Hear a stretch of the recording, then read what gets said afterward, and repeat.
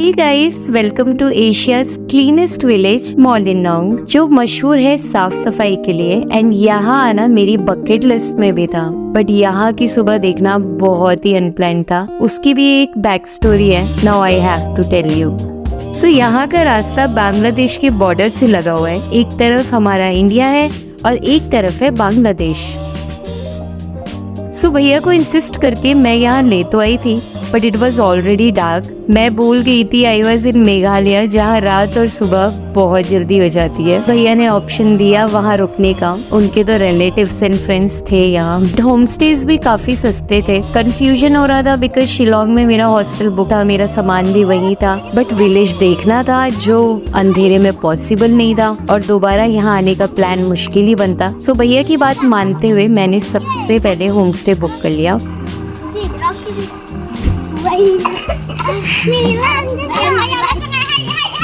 So due to weather 2 दिन से यहाँ लाइट नहीं थी और सभी स्ट्रीट्स में ही थे क्योंकि स्ट्रीट लाइट से काम कर रही थी। बाकी कुछ रेस्टोरेंट्स में कैंडल लाइट डिनर भी चल रहे थे और घरों में कैंडल यूज हो रही थी। सो यहाँ होम स्टे वाले भैया मुझे दिखा रहे बैम्बू से बना हुआ डस्टबिन, जो यहाँ हर 20 कदम की दूरी में आपको मिल जाएगा, और झाड़ू, जिससे ये विलेज इतना नीट एंड क्लीन रहता है। एंड इस रेस्टोरेंट में आई हैड माई डिनर, जो बहुत सस्ता और टेस्टी था। सो यहाँ होटल्स जनरेटर यूज़ कर रहे थे। सो काफ़ी लेट तक थी मैं यहाँ इस रेस्टोरेंट में, बिकॉज होम स्टे में लाइट तो थी नहीं। सो सभी स्ट्रीट्स में या रेस्टोरेंट्स में ही टाइम पास कर रहे थे।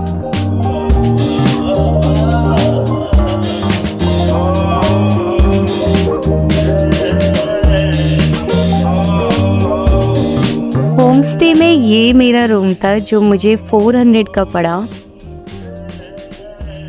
है ना बढ़िया। क्योंकि रात में मैं होम स्टे देख ही नहीं पाई, तो सुबह उठते ही मैंने सबसे पहला ये काम किया, पूरा घर देखा और इनका सिटिंग एरिया देखो, वाओ।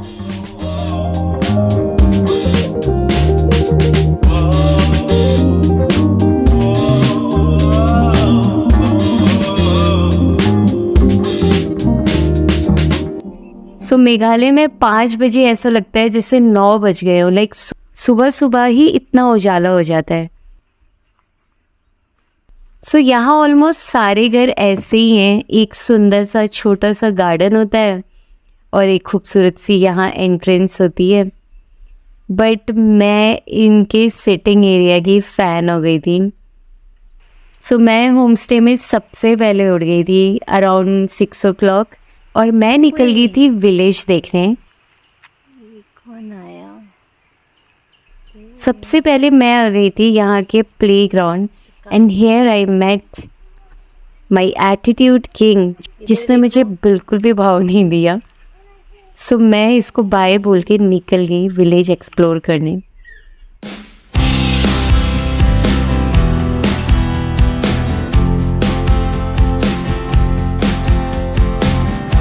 ये जो आपको ग्रीन बोर्ड दिख रहे हैं, ये होम स्टेज है और ये था मेरा होम स्टे। यहाँ होम स्टेज ईजिली अवेलेबल है बिकॉज हर घर होम स्टे ही है। हर घर के आगे आपको ग्रीन बोर्ड दिखेगा और यहाँ होटल्स भी हैं, इसीलिए यहाँ रहने का कोई इशू नहीं है।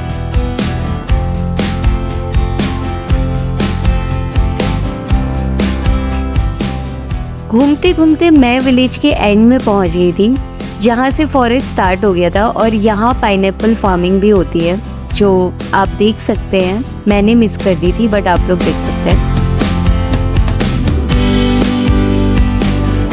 सुबह सुबह लोग सारे विलेज की क्लीनिंग स्टार्ट कर देते हैं और आपको यहाँ जरा सी भी गंदगी नहीं दिखेगी, इतना क्लीन रहता है, जिसमें यहाँ के सारे लोग मिलके कंट्रीब्यूट करते हैं।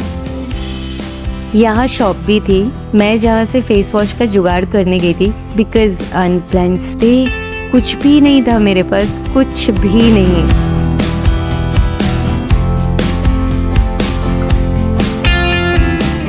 सो अब मेरा प्लान सेम रेस्टोरेंट से ब्रेकफास्ट करके निकलने का था। सो यहाँ लोकल पाइनएप्पल भी मिल रहा था। सबको बाय बोल के भैया को बोला मैंने गाड़ी से जाने को, और मेरा प्लान था वॉक करके विलेज एक्सप्लोर करते हुए जाने का। शिलोंग तक नहीं, एग्जिट गेट तक ही जाने वाली थी मैं।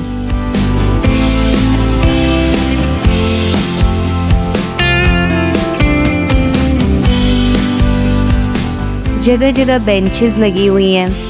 I mean, यहाँ तो आराम से 1 वीक रह सकते हैं, इतना पीस था यहाँ पे। ज़्यादा दिन का भी प्लान कर सकते हो, होम स्टेज भी सस्ते हैं यार।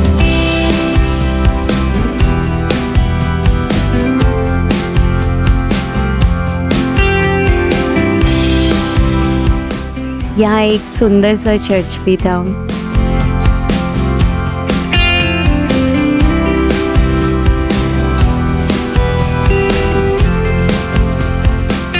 इन शॉर्ट आपको यहाँ कैफ़ेज़, रेस्टोरेंट, शॉप्स, छोटी सी मार्केट, होटल, होम स्टे सब कुछ मिल जाएगा। और बस यहीं से हम निकल गए थे ये रॉक देख के अपनी next destination living road bridge के लिए, जो पास में ही था विलेज से।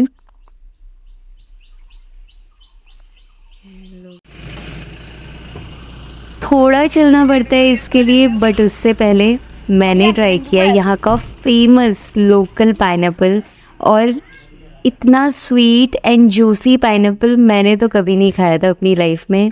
और अगर आप यहाँ आ रहे हो so don't miss this pineapple, बहुत ही टेस्टी पाइनएप्पल होता है यहाँ का। ये निकल ये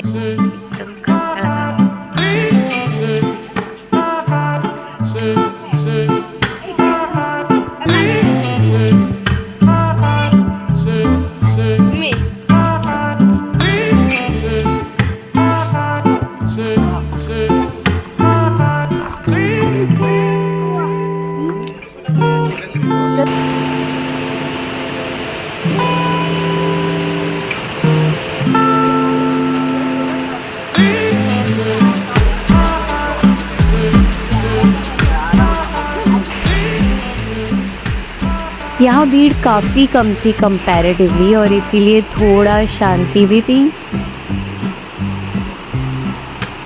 सो थोड़ी देर यहाँ टाइम स्पेंड करके हम यहाँ से निकल गए थे। ये भी छोटा सा ट्रैक था 15 मिनट्स का।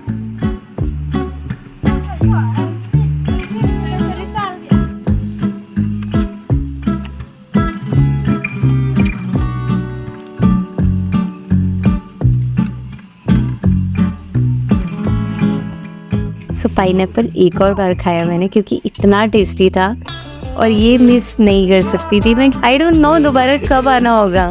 ये फ्लावर्स को ये है ना फूल, अच्छा कि वहाँ पे सामान रख सके।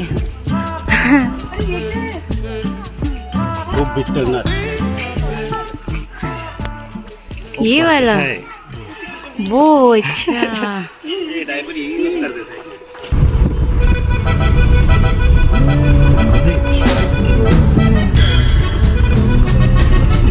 ये विलेज भी अभी तो और अच्छा लग रहा है।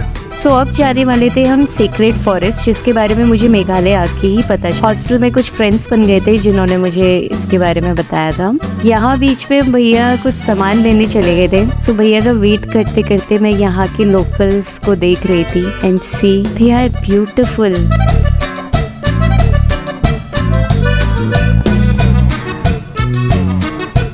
मेघालय में 125 सेक्रेट फॉरेस्ट है। ये उनमें से सबसे फेमस मॉफ्लोंग सेक्रेट फॉरेस्ट है। सो इस फॉरेस्ट से आप कुछ भी ना तो तोड़ सकते हो ना लेके वापस आ सकते हो। Interesting right? यहाँ का ट्रेडिशन है ये, और इस वजह से अभी भी यहाँ के फॉरेस्ट बचे हुए हैं। अच्छा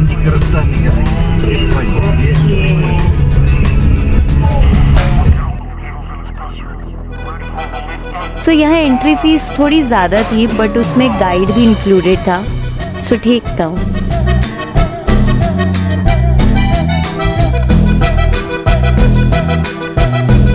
अगर आप मेघालय आते हो तो यहाँ जाना, और आपको पूरी स्टोरी पता चलेगी इस फॉरेस्ट की।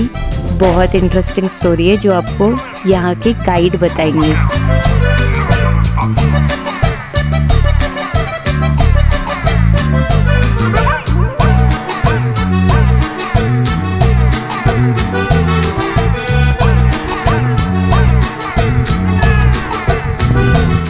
आज हमको गाइड करने वाले थे बेकी, जिन्हें बहुत नॉलेज था और उन्होंने वो नॉलेज हमारे साथ भी शेयर किया।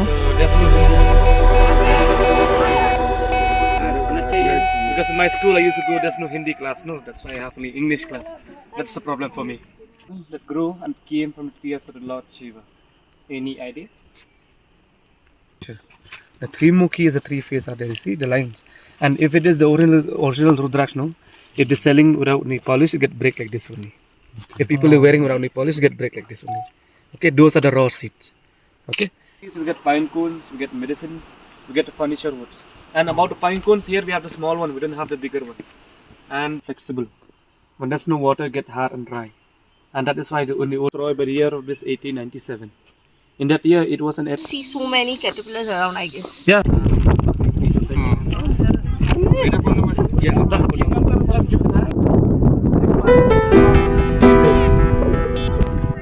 आज ये मेरा मेघालय का लास्ट डे था। यहाँ से शिलोंग और देन बैक टू गुवाहाटी, यही प्लान था आज का। बट तवांग पहुँचने के लिए मेघालय से निकलना बहुत ज़रूरी था। एंड वैसे भी Meghalaya, I will be back soon.